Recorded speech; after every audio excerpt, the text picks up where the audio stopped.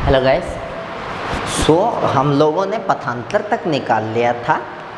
अब पथांतर निकालने के बाद में हमें एक काम और करना है। हमें जो सी पॉइंट है उससे इस लाइन पे एक परपेंडिकुलर डालना है। आगे मैं बताऊंगा कि क्यों डालना है परपेंडिकुलर। एक बार के लिए बस इतना ध्यान रखो कि हमें एक परपेंडिकुलर डालना है सी से इस वाली रेखा पर। मैं बताऊं क्यों डालना है। हमें ए बी और बी सी की वैल्यू ज्ञात करनी है, उसके लिए हमें ये परपेंडिकुलर डालना है। और मान लीजिए ये परपेंडिकुलर आके गिरता है कितने पे, जी पे, ठीक है। अब आगे इसको स्टार्ट करते हैं। देखिए एक चीज़ और, ये वाला एंगल है आर, ठीक है, और ये वाला एंगल है ये है 90। ये पूरा एंगल भी है 90, क्योंकि इस रेखा का ये अभिलंब है और अभिलंब कोई रेखा के साथ 90 एंगल बनाता है, तो ये पूरा एंगल 90 है। 90 में से ये एंगल हो गया R, तो फिर ये एंगल इतना कितना बचा, ये बचा 90 माइनस R। अब ये एंगल 90 माइनस R है, ये 90 है, तो फिर ये एंगल कितना बचा R। तो ये यहाँ पर जो आपका एंगल बना है, ये एंगल आपका बना है R। ये और पता कर लेते हैं लगे हाथ। ये एंगल है थीटा 90, ये एंगल आपका है 90, ये एंगल है 2 थीटा प्लस 2 आर, तो ये होगा 90 माइनस 2 थीटा प्लस 2 आर। छोड़ो, कॉम्प्लेक्स एंगल है, कोई मतलब ही नहीं। इतना सब कुछ हमने क्या कर लिया, पता कर लिया इन चीज़ों के बारे में, ठीक है। अब इसके अंदर देखो क्या, देखो गाइस, हमें निकालना है इस फिल्म का अपवर्तनांक। तो चलिए एक बार इस फिल्म का अपवर्तनांक निकाल देते हैं। फिल्म का अपवर्तनांक, और देखो फिल्म का जो अपवर्तनांक है वो होता है म्यू, और स्नेल बोल के गया था कि अपवर्तनांक होता है साइन आई अपॉन में साइन आई। देखिए साइन आई कैसे निकलेगा, आप ये ट्रायंगल देखो, ये वाला ट्रायंगल, इस वाले ट्रायंगल से हम निकालेंगे साइन आई। इसमें तो आई ही नहीं है, साइन आई कहाँ से निकालेंगे। देखो निकालेंगे, ये पूरा एंगल है ना, ये 90 है, क्योंकि ये अभिलंब है इस सरफेस का, तो ये अभिलंब इसके साथ 90 बनाएगा। 90 में से ये आई बन गया, तो ये बन गया 90 माइनस आई। ये 90 है, ये 90 माइनस आई है, तो ये फिर कितना बचेगा, ये बचेगा आई। यहाँ से हम कैलकुलेट करेंगे साइन आई। तो साइन थीटा होता है थीटा के सामने वाला लंब यानी एडी लंब, और बटे में इसका जो कर्ण है 90 के सामने वाला वो आया ए सी। साइन आर हम इस ट्रायंगल से कैलकुलेट कर लेंगे, अभी जो आर निकाला था इस वाले ट्रायंगल से। इस ट्रायंगल में आर के सामने वाला है ए जी, और बटे में 90 के सामने वाला है ए सी, तो ये ए सी से ए सी कट गया। आंसर आपका आया ए डी अपॉन में ए सी, जो कि आपकी वैल्यू है किसके, फिल्म के अपवर्तनांक की। आई होप आप कर लोगे इसको, इतना तो आपको समझ में आया होगा। कर लोगे ना, कर लोगे, ठीक है। अच्छा एक चीज़ और, मैं आपको एक बात बोलता हूँ कि ये वाला जो ट्रायंगल है, कौन सा, ध्यान से देखना, बी सी ई, जो ट्रायंगल बी सी ई है वो एक आपका समद्विबाहु त्रिभुज है। मैं ऐसा बोलता हूँ कि जो ट्रायंगल बी सी ई है वो समद्विबाहु त्रिभुज है। क्यों है, इसके दोनों एंगल बराबर है। ये एंगल तो इसका 90 है, ये एंगल तो कभी किसी चीज़ के बराबर हो ही नहीं सकता, ठीक है।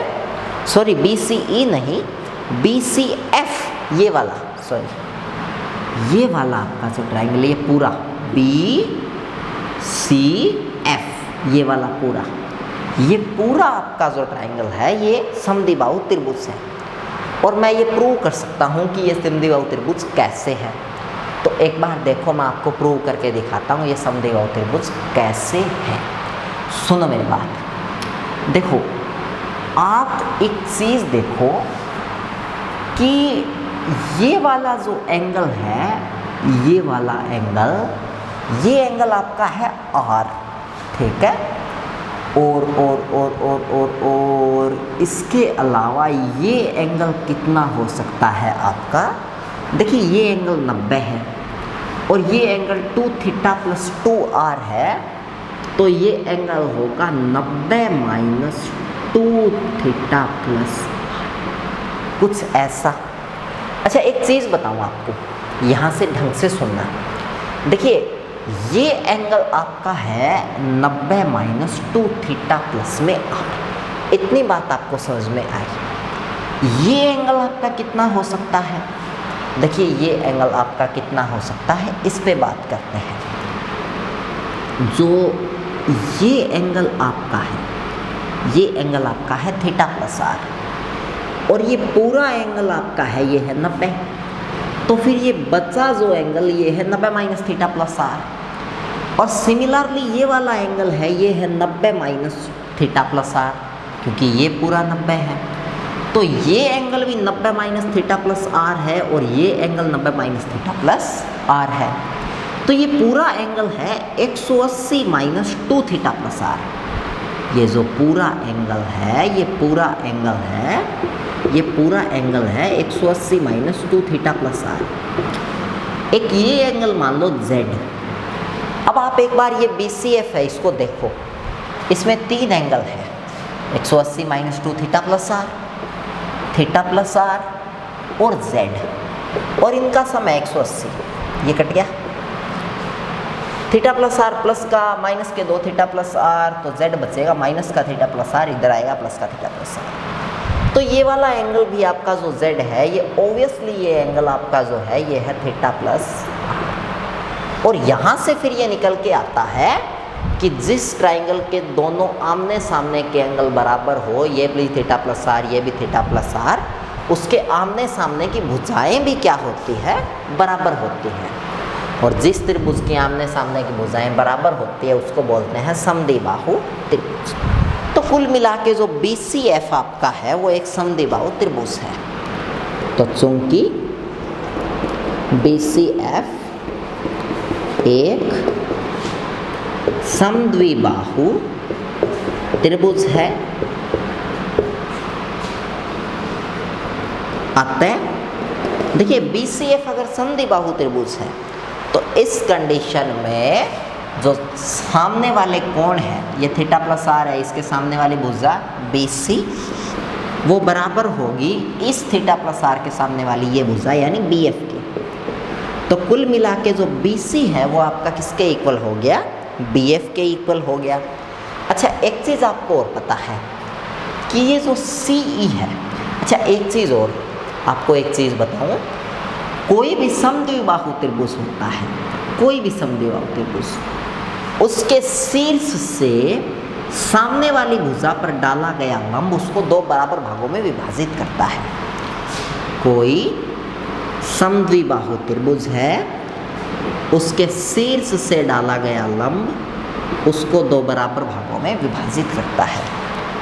तो मैं मान लेता हूँ कि ये पट्टिका की मोटाई है T, और ये पूरा एक समद्विबाहु त्रिभुज है, और ये इस पे लंब है, तो अगर ये T है तो ये भी कितनी होगी, T। ये डायग्राम से इतना लग नहीं रहा बट ये बराबर होंगे, ठीक है, इन रियल केस। तो ये भी T होगा और ये भी T होगा उस थ्योरम के अकॉर्डिंग जो मैंने बताए थे, ठीक है। चलिए और आगे देख लेते हैं इसको। तो कुल मिला के अगर हम लोग ये अपनी जो बातें हैं इन सभी बातों को एक जगह इकट्ठा करें, कौन सी बात को, एक तो इस बात को कि म्यू है वो किसके बराबर आया, AD/AG के, तो यहाँ से AD जो है वो निकल के आएगा म्यू AG के। तो एक तो जो AD है वो बराबर आया म्यू AG को, एक तो इस बात को, और एक जो आपने अभी मैंने आपको बताया है कौन सा, ये दोनों जो T के बराबर है, कौन सा, ये वाला और ये वाला, मैं नीचे लिख देता हूँ, CE और EF है वो T के इक्वल, यही लिख देता हूँ, CE और जो EF है वो T के इक्वल। एक इस बात को, अगर इन दोनों बातों को एक जगह इकट्ठा कर दिया जाए तो उस कंडीशन में हमें देखो क्या मिलता है, वो देखते हैं हम लोग। तो देखो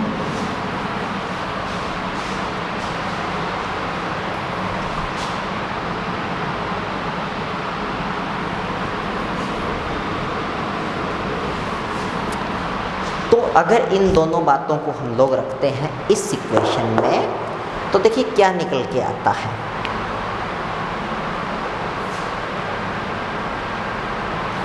देखो क्या निकल के आता है, ये निकल के आता है कि डेल्टा बराबर म्यू और म्यू के बाद में ए बी और प्लस में बी एफ। ठीक है, बी सी की जगह हमने क्या रख दिया, बी एफ। तो ए बी और प्लस में बी एफ और माइनस में जो आपका ये है ए डी है, इसकी जगह म्यू ए जी। तो mu A G, mu common ले लीजिए, तो A B plus B F और माइनस ए जी। क्या ये कुछ बन रहा है, A B plus B F. देखिए ये ए बी है और ये बी एफ है, ये बन रहा है ए एफ। और ए एफ में से अगर ए जी को माइनस कर दिया जाए तो फिर ये इतना बन रहा है जी एफ। तो कुल मिला के मैं ये लिख सकता हूँ कि आपका जो डेल्टा है वो इक्वल आया किसके, म्यू जी एफ के। तो डेल्टा इक्वल आया म्यू जी एफ के। और क्या जी एफ को किसी ट्राइंगल से निकाला जा सकता है? देखिए जी एफ को एक ट्राइंगल से पक्का निकाला जा सकता है। आप कौन से ट्राइंगल से जी एफ को निकाल सकते हो? एक बार देखते हैं आप कौन से ट्राइंगल से जी एफ है उसको निकाल सकते हो। थीटा प्लस आर 90, क्या इसमें कोई एंगल 90 है?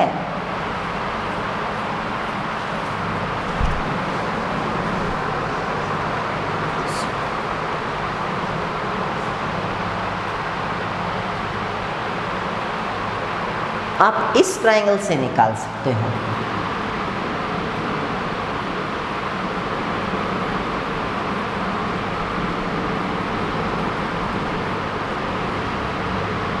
इस ट्राइंगल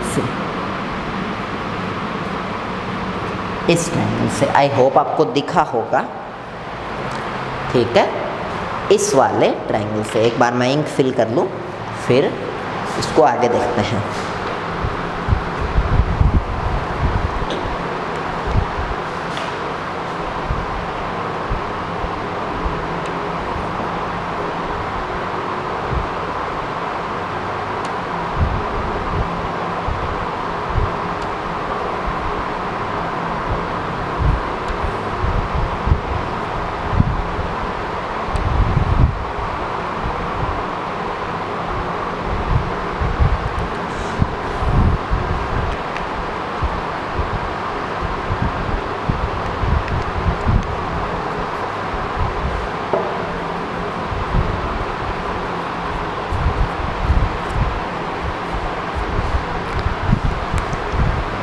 देखिए डेल्टा है वो इक्वल आया किसके, म्यू जी एफ के। अच्छा अब इसको देखते हैं, इस ट्राइंगल से मैं जी एफ को निकाल सकता हूँ। ये वाला एंगल 90, ये वाला एंगल थीटा प्लस आर। तो आप इसमें लगाओ कोस थीटा प्लस आर। तो ट्राइंगल जी सी एफ में कोस थीटा प्लस आर है, वो होगा थीटा। इसके सामने वाला तो लंब हो गया, तो जो बचा वो आधार, यानी जी एफ तो इसमें आधार है, और बटे 90 के सामने वाला लंब, तो ये 90 है, और इसके सामने वाला ये पूरा लंब, ये पूरा लंब, ये पूरा, लेकिन ये लंब है कितना, टी और टी 2t। तो जो जी एफ है वो यहाँ से निकल के आया 2t कोस थीटा प्लस में आर। इसकी जगह इसको पुट कर देते हैं, तो डेल्टा इक्वल आया किसके, 2 mu T cos theta plus में जो कि परिणामी पथांतर का मान है। तो आई होप गाइस आपको इतना है वो क्लियर हुआ होगा जो कि मैंने आपको बताया है। कर लोगे इसको? ठीक है, क्लियर है ना? अब देखिए एक चीज़ और बताऊँ इसके अंदर एक चीज़ ये है कि ये पूरा एक माध्यम है, ये पट्टी का जिसके दो पृष्ठ है, इससे एक किरण तो सीधी आई और एक किरण इसके अंदर से ऐसे जाके ऐसे आई, ठीक है। तो ऐसा ही स्टोक ने बोला था कि जब जो किरण एक तो सीधी जाए किसी सघन माध्यम से टकराकर और एक उसके अंदर से होके आए, तो ये जो सीधी जाने वाली किरण है इसमें पहले की बजाय λ/2 पथांतर आ जाता है, ठीक है। लेकिन हमने जो टोटल पथांतर निकाला उसमें तो हमने इस λ/2 को काउंट कर लिया, लेकिन ये पथांतर तो सघन मीडियम के कारण है। तो अगर हम ऐसा वाला पथांतर निकालें जो उसे मीडियम पे डिपेंड ना करे, चाहे मीडियम सघन हो चाहे मीडियम विरल हो, तो वो λ/2 कम होगा। क्योंकि देखिए एक चीज़ बताऊं, स्टोक्स के अकॉर्डिंग अगर कोई किरण है वो सघन माध्यम से परावर्तित होती है तो उसमें λ/2 का पथांतर आता है, लेकिन अगर वो विरल माध्यम से वो परावर्तित होते हैं तो उसमें कोई पथांतर नहीं आता।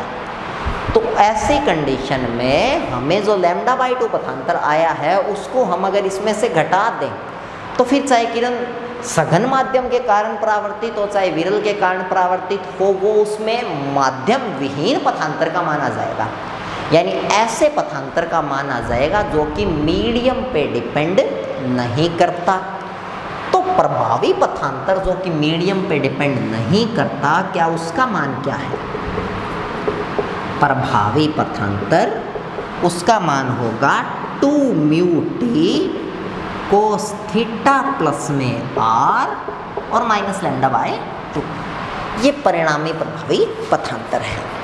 और ये जो पथांतर की वैल्यू है इसके लिए हम लिखेंगे संपोषी व्यतिकरण और विनाशी व्यतिकरण में, और फिर हम पूरा ये डेरिवेशन है ये कर देंगे। तो चलिए देखते हैं इसको एक बार इसकी फ़ोटो वगैरह लेना चाहते हो तो ले लो, उसके बाद मैं इसको इरेज करके आगे स्टार्ट करता हूँ, ठीक है गाइस। तो चलिए आगे स्टार्ट करते हैं।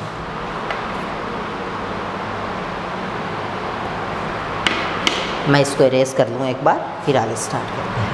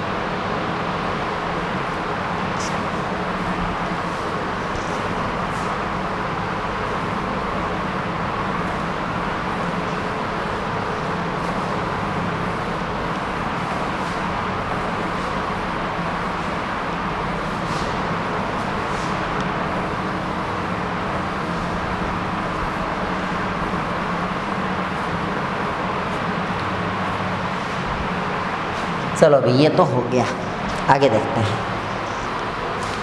उसके बाद नेक्स्ट है आपका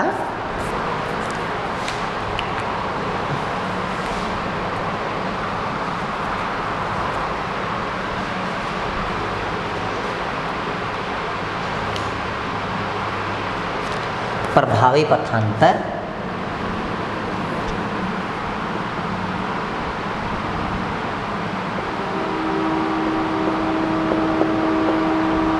तो μt cos थीटा प्लस में r, ये वाला वैल्यू, और इस वाले वैल्यू में cos थीटा प्लस में r इतना तो आ गया, और माइनस λ/2। अब देखिए पहली कंडीशन, जब संपोषी व्यतिकरण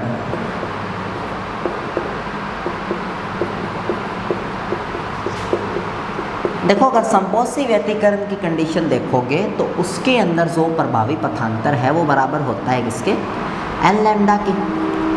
तो 2 mu T cos theta plus में आर माइनस लैम्डा बाई 2 है, वो ऑब्वियसली बराबर होगा किसके, एन लैम्डा के। तो 2 mu T cos theta plus में आर है, वो बराबर होना चाहिए किसके, एन लैम्डा प्लस में लैम्डा बाय 2 के। अब यहाँ देखो ये 2 mu T cos theta plus में आर, और यहाँ पर लैम्डा कॉमन ले लो तो एन प्लस में 1 बाय 2। इसको डब्बे में बंद कर दो और इसके नीचे लिख दो जो कि संपोषी व्यतिकरण के लिए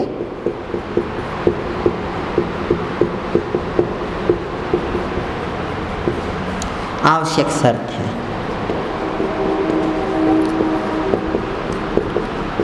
नेक्स्ट अविनाशी व्यतिकरण। देखिए विनाशी व्यतिकरण के अंदर पथांतर जो होता है वो होता है 2n-1 लैम्डा बाय 2, तो उसमें रख दो ये इसके बराबर। तो 2 mu T cos theta plus में आर बराबर हो जाएगा किसके, माइनस लैम्डा बाय 2, सॉरी बराबर हो जाएगा 2n-1 लैम्डा बाय, इसको अंदर मल्टीप्लाई कर दो।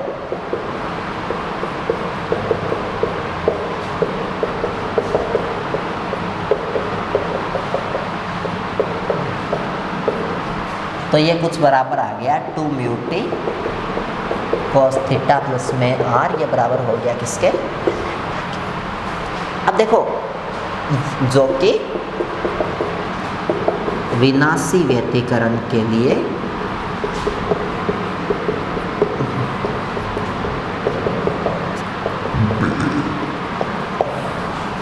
आवश्यक शर्त है, ठीक है।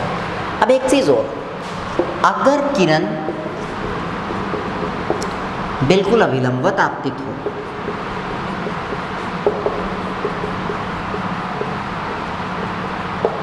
मतलब जो लंब है उसके आपतन हो, आपतित हो, तो उस कंडीशन में जो आर है वो 0 डिग्री होगा। कोई किरण है वो अगर अभिलंब के अनुदिश आती है तो वो फिर उसका अपवर्तन नहीं होता, वो सीधी निकल जाती है, तो आर 0 डिग्री होगा। तो उस कंडीशन में ये वाली इक्वेशन बन जाएगी 2 mu T cos theta lambda N plus 1 by 2, ये वाली इक्वेशन बन जाएगी 2 म्यू टी कोस थीटा बराबर N lambda. I hope guys आपको समझ में आया होगा ये दोनों इक्वेशंस, और ये था आपका टॉपिक पतली फिल्म या पतली वेज्ड शेप जो फिल्म है उसके लिए व्यतिकरण प्रतिरूप। तो आई होप आप कर लोगे। अब टॉपिक तो इसके अंदर और भी है, पृष्ठ की समतलता और, बट वो बाद में करेंगे। आज के लिए इतना ही गाइस, चलते हैं इसको